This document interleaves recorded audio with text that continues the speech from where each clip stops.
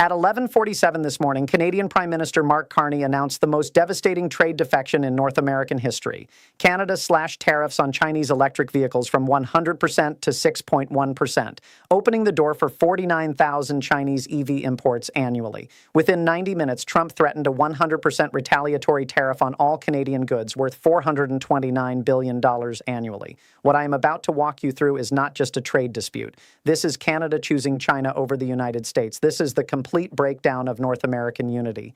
And this is Trump losing control of his own continent. Subscribe to this channel immediately, because what happens in the next 72 hours will determine whether USMCA survives or whether North America fractures permanently. Here is what actually happened during the 5 days that shattered the foundation of North American economic partnership.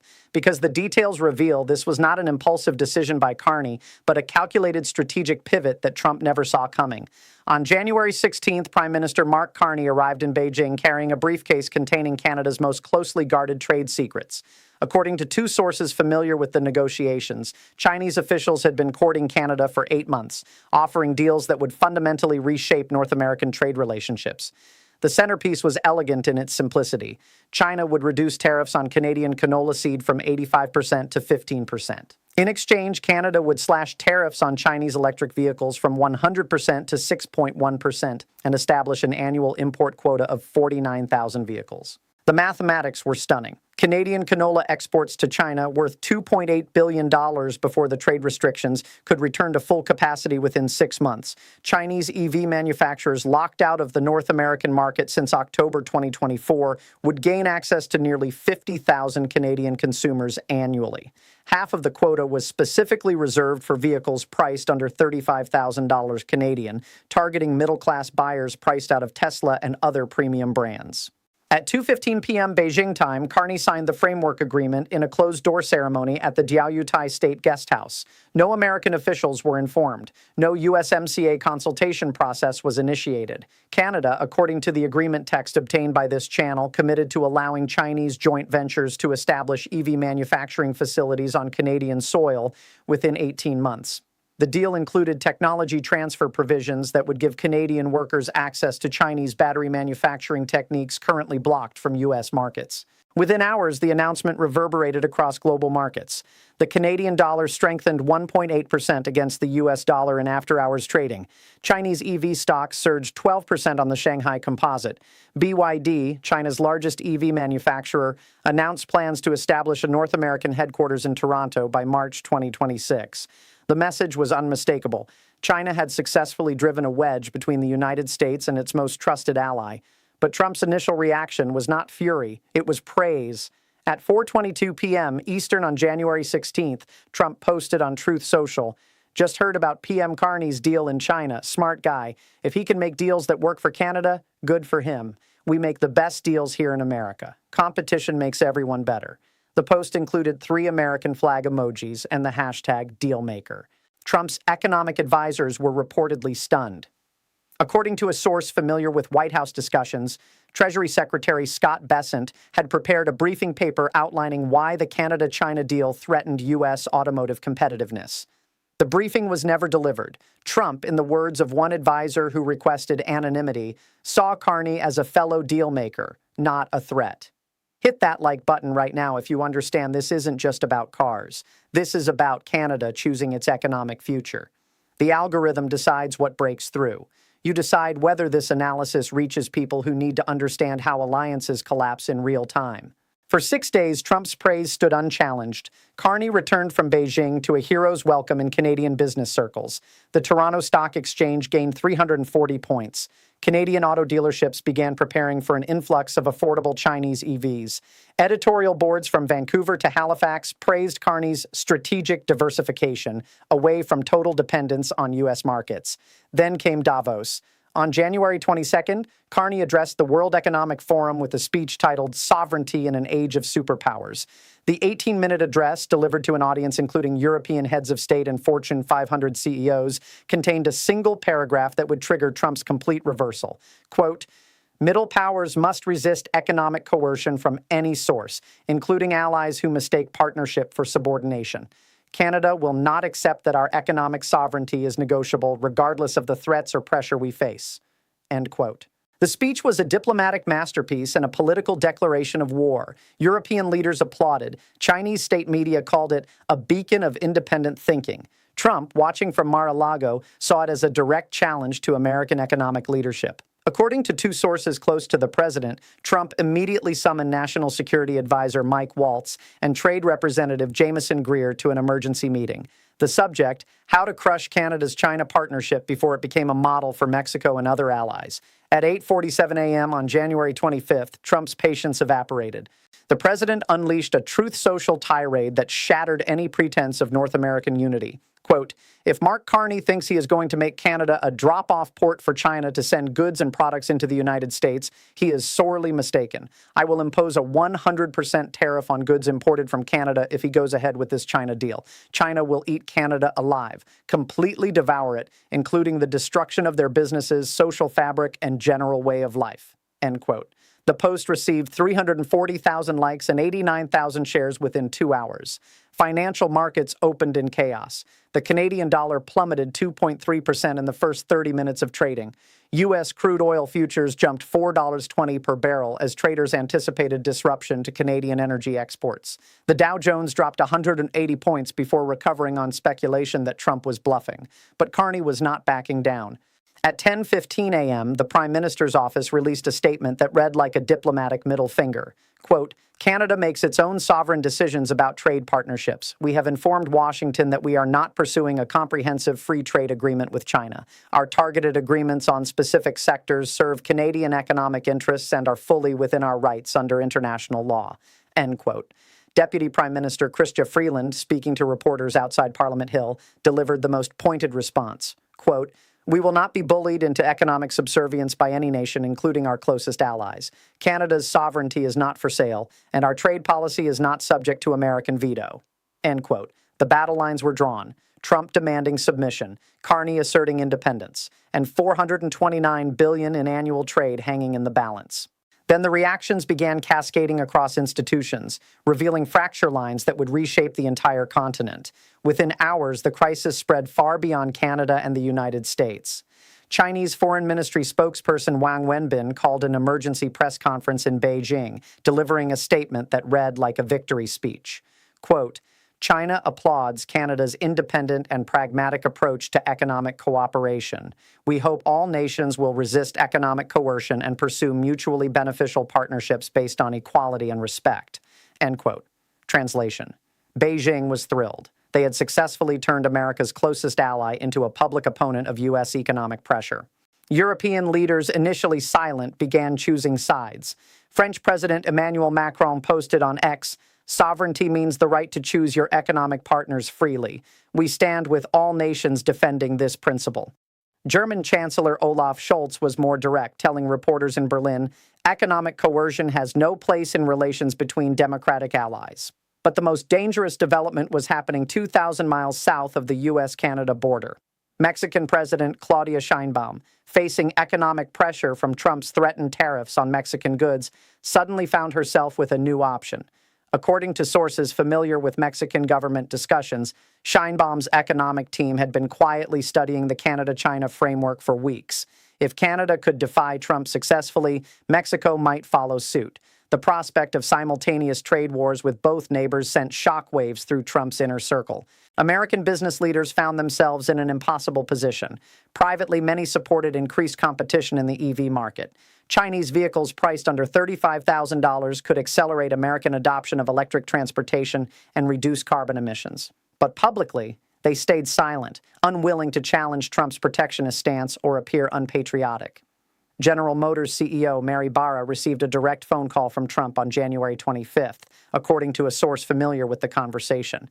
Trump demanded that GM publicly oppose the Canada-China deal and threatened to reduce operations in Canada if Chinese EVs gained market share. Barra, according to the source, listened politely and made no commitments. Ford and Stellantis received similar calls with similar non-responses. The silence from Detroit was deafening. Financial markets began pricing in scenarios that seemed impossible just days earlier. The probability of USMCA collapse jumped from 8% to 31%, according to political betting markets. Currency traders sold Canadian dollars and bought Chinese yuan, anticipating deeper economic integration between Beijing and Ottawa. Energy analysts warned that a 100% tariff on Canadian goods would include oil, electricity, and natural gas, potentially triggering an energy crisis in northern U.S. states. But the most devastating reaction came from America's other allies. NATO Secretary General Rutte, speaking at a security conference in Munich, delivered a carefully worded warning that sent chills through Washington. Quote, "Alliance cohesion requires economic cooperation as well as military coordination. Partners who use economic weapons against each other cannot effectively coordinate against common threats." End quote. The subtext was clear. If Trump started a trade war with Canada, NATO's unity against Russia and China would suffer catastrophic damage. British Prime Minister Keir Starmer went further, announcing that the UK would expand economic partnerships with all democratic allies, regardless of pressure from any source. Within 24 hours, British officials were in contact with Canadian counterparts about potential trade agreements that would help Ottawa reduce dependence on U.S. markets.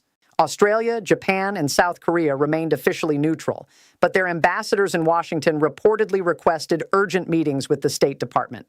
The message, according to diplomatic sources, was identical.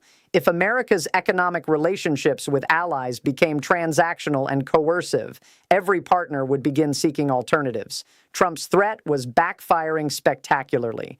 By January 26th, what began as a trade dispute between two neighbors had become a global referendum on American economic leadership. China, previously isolated by Western unity, suddenly found itself courted by middle powers seeking alternatives to U.S. pressure. Canada, previously dismissed as economically dependent on America, was being celebrated as a model of sovereign resistance. Quote, "Collision reveals the depth of the fracture." Trump. "This is a betrayal of everything USMCA stands for. Canada is choosing communist China over their American friends." Carney. "This is exactly what sovereign nations do. They diversify their economic partnerships and refuse to be economically colonized by any power, including allies. The gap between these positions was unbridgeable." Translation. When Carney says, "We are not pursuing a comprehensive free trade agreement with China," he means we are keeping all options open for sector-specific deals that serve Canadian interests, regardless of American objections. Within 48 hours, the Canada-China EV deal had triggered the worst crisis in U.S.-Canadian relations since the War of 1812. But this was not just a bilateral dispute. It was the moment when America's economic hegemony over its own hemisphere began to crack. Here is what we are watching for over the next 7 days as this crisis determines the future of North American unity. Indicator 1. Does Mexico follow Canada's lead? If President Sheinbaum announces similar sector-specific deals with China within the next week, Trump faces a two-front trade war that could destroy USMCA entirely. If Mexico remains loyal to U.S. pressure, Canada becomes isolated and vulnerable to economic retaliation. Watch for any Mexican government statements about diversifying trade partnerships or economic sovereignty. Those are code words for defiance. Indicator 2. How does the U.S. auto industry respond publicly? If Detroit executives publicly support Trump's position and threaten to reduce Canadian operations, Trump gains leverage to crush Carney's rebellion.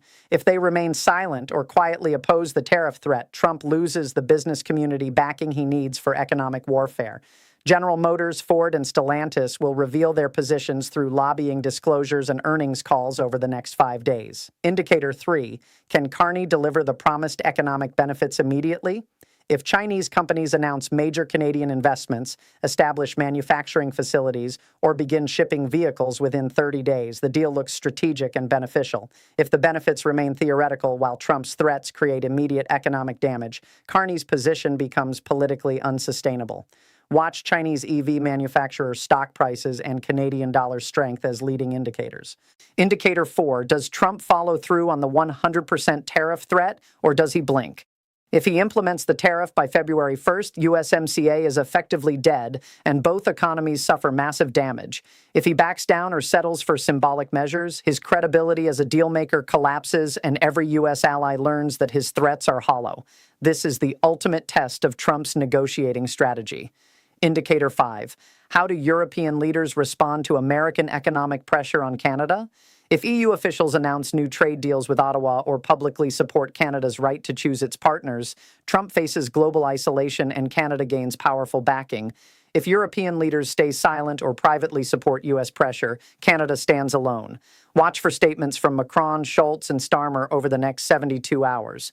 Indicator 6. What does China do next? If Beijing announces similar deals with Mexico, European countries, or other U.S. allies within 2 weeks, this becomes a coordinated campaign to break American economic dominance. If China pauses its outreach and focuses only on implementing the Canadian deal, Ottawa was a one-off opportunity rather than the beginning of a broader strategy. Chinese foreign ministry statements and trade delegation announcements will signal their intentions. Indicator 7. How do Canadian voters respond to the pressure? If polling shows Carney's approval rating rising as Canadians rally against American threats, he gains political strength to resist. If his numbers fall as economic uncertainty rises, Trump's pressure campaign succeeds, and Carney may be forced to retreat. The next Nanos research poll, expected Tuesday, will provide the first data. Here are the 3 scenarios. Scenario 1, containment and compromise. Trump realizes that destroying USMCA would damage the American economy more than the Chinese EV competition hurts U.S. automakers. He backs down from the 100% tariff threat, settles for symbolic measures like increased inspections of Canadian goods, and focuses his energy on preventing Mexico from following Canada's example. Carney keeps the China deal as a done deal, but agrees to informal limits on future Chinese partnerships. USMCA survives wounded but intact. North American unity is restored on paper while the underlying fracture remains unhealed. This is the face-saving scenario. Scenario 2, escalation and economic warfare. Trump implements the 100% tariff on February 1st, triggering immediate Canadian retaliation against American goods, services, and energy exports.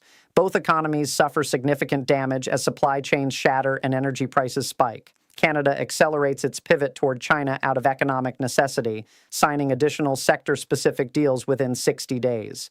European allies openly support Canada and begin their own outreach to Beijing. Trump's trade war creates the Chinese breakthrough in Western markets that decades of diplomacy could not achieve. This is the mutual destruction scenario. Scenario 3, continental fracture and realignment. Within 2 weeks, Mexico announces its own China deals, citing Canada's success as proof that defying Trump is both possible and profitable. Trump faces simultaneous trade wars with both neighbors, overwhelming his administration's capacity to manage the economic fallout.